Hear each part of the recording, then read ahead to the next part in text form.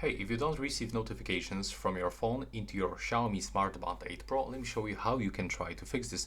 So first of all, just be sure that you don't have the do not disturb mode synchronized with your phone. So take a look. When I go into the Mi Fitness application, I can find this function, the do not disturb mode synchronize, and it is actually turned on.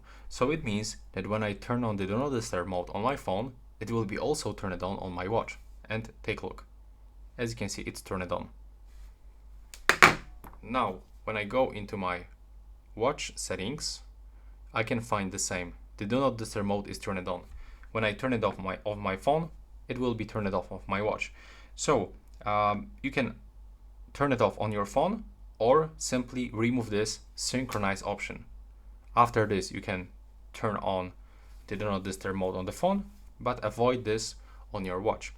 But if still you don't have these notifications, I can recommend you to grab your phone, go this Mi Fitness application and get the app notifications. Just be sure that you enable this function, the app notifications, synchronize all notifications and also the wake screen.